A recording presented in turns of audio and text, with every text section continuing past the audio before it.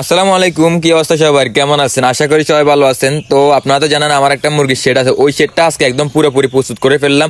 তো সকাল সকাল আমি বাড়িতে চলে আসছি, আসার পর বাড়ি থেকে এখন আলফাজরে নিয়ে যাইতেছি বাজারের দিকে। কারণ হচ্ছে বাজারে আমাদের আজকে অনেকগুলা কাজ, অনেকগুলা জিনিসপত্র কিনতে হবে, সব মিলাই মানে অনেক একটা টাইম লাগবে। তো আমি বাড়ি থেকে বাইরে আলফাজ সহ একেবারে বাজার চলে আসছি, আপনাদেরকে দেখে দিয়েছিলাম। তো বাজার আসার পর আমরা শুরুতে একটা মুরগির খাদ্য, তারপর হচ্ছে যে কোনো জিনিসপত্র বিক্রি করে এরকম একটা দোকানে চলে আসি। যদিও দোকানগুলোর নাম আমি জানি না, মানে এগুলোর কি বলে আপনারা একটু কমেন্টে জানাবেন। তো এখানে আসার কারণ হচ্ছে যে ফার্স্টে আমি কি করবো, মুরগির ডিঙ্কারগুলো কিনতে হবে, কারণ হচ্ছে যেগুলোর দাম আমরা খাদ্য পানি ইউজ করবো এগুলো কিনতে হবে। আর আমি এখানে দেখে ভালোগুলো নিতেছিলাম, যেগুলোর দাম একটু বেশি ছিল, মানে আরএফএল কোম্পানিটা আমাদের এদিকে ভালো বলে আর কি। তারপর আমি এইগুলাই নিলাম। তো এইগুলো কেনাকাটা শেষ করে আমরা কি করছি, চলে আসছি একদম সুতার দোকানে। কারণ হচ্ছে যে এখান থেকে সুতা কিনতে হবে, অনেকগুলো সুতা লাগবে, যেগুলো হচ্ছে তেরপাল বাঁধতে হবে, তারপর হচ্ছে ডিঙ্কারগুলো বাঁধে দিতে হবে। তারপরে সব মিলে অনেকগুলো কাজ ছিল। তারপর এইগুলো কেনাকাটা শেষ করে আমি কি করছি, একটা দোকানে চলে আসছি হচ্ছে যে স্প্রে যেগুলো কেনার জন্য। কারণ হচ্ছে যে স্প্রেগুলো লাগবে ঘরের চারদিক, সেটা চারদিক একদম পরিষ্কার করতে হবে, সবসময় স্প্রে করে রাখতে হবে।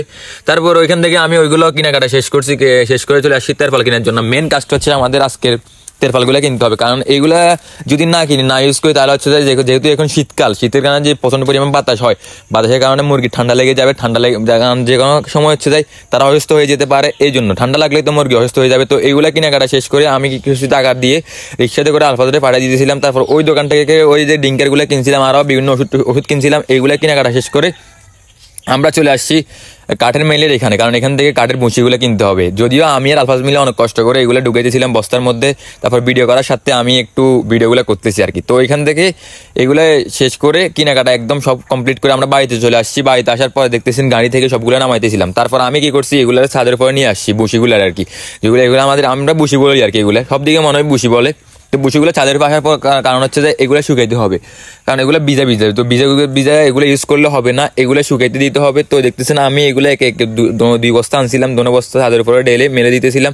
তারপর এখান থেকে নিচে চলে আসছি। আসার পর এখানে হচ্ছে যে কি কাজটা, আমাদের মেন কাজ হচ্ছে এটা যে ব্লিচিং পাউডার আর হচ্ছে যে পটাশিয়াম দিয়ে পানিতে মিক্স করে এগুলো পুরো শেডের মধ্যে ছিঁড়ে দিতে হবে, একদম ভিজা করে স্যাঁতস্যাঁতে অবস্থা রেখে। কারণ এগুলো হচ্ছে যে জীবাণুনাশক আর কি, এগুলো দিলে যে ব্লিচিং পাউডার তারপরে পটাশিয়াম দিলে জীবাণুটা মরে যায় আর কি। যদিও এটা নতুন শেড, তারপর একটু যে মানে শিউর থাকার জন্য যে কোনো প্রকার কিছু না হয় এই জন্য দিয়েছিলাম। তারপর আমি কি করছি, একটা জারো নিয়ে পুরো শেডটা জারো দিয়ে দিয়েছি, কারণ হচ্ছে যে এখানে কিছু পাতা ফুটে অবস্থা খারাপ হয়ে আছে। তারপর এইগুলো দিয়ে আমি কি করছি, সবগুলো ছিটে দিয়েছি, দেখতেছি হইতেছে না।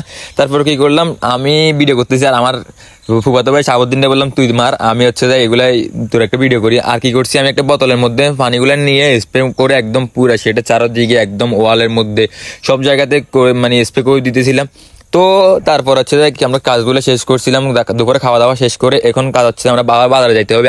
আমি আর আলফাজ মিলে যাইতেছি, কারণ হচ্ছে যে তেরপালগুলো হচ্ছে যে একটু আমাদের সেলাই করতে হবে, এই জন্য অনেকক্ষণ সেলাইয়ের দোকানে ছিলাম, পাইতেছিলাম না। তারপর দাদার কাছে আসছি, দাদারা বললাম দাদা আপনি যেভাবে হোক আমাদের তেরপালগুলো সেলাই দেন, কারণ হচ্ছে যে না হলে সমস্যা হয়ে যাবে। তো রশি দিয়ে তেরপালগুলো ভালো করে সেলাই নিতেছিলাম বাঁধার জন্য আর কি, একদম একুরেট করে বাঁধার জন্য, এই জন্য। তো এখানে চলে আসছি ফলো টেলার্সে, এখানে দাদারা দেখতেছেন আর আমি বসে ভিডিও করতেছি।